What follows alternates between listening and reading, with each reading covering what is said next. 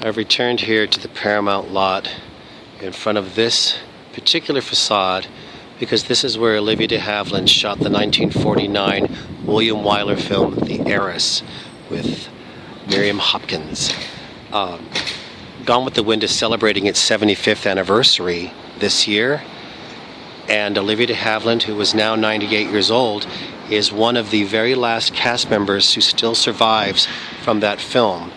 We're here on the back lot at Paramount, and this is where she shot the film The Heiress.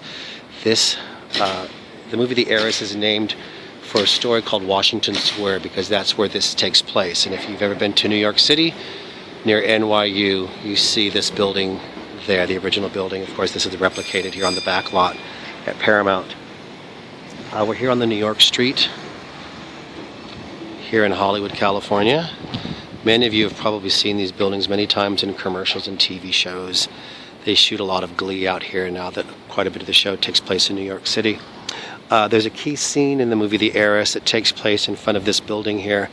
There's a scene in the movie where Olivia de Havilland's character, Catherine Sloper, goes to Paris with her father, and it shows them sitting having coffee at a cafe, and they shot the scene right here.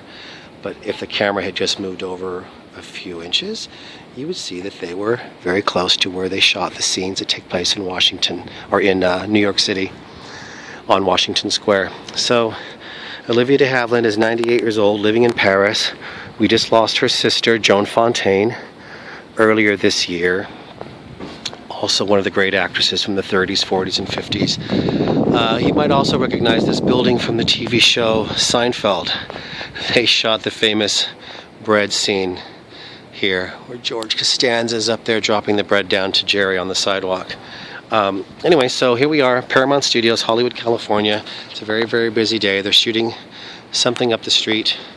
That was the home series of buildings used in the movie Everybody Hates Chris, or the TV show Everybody Hates Chris.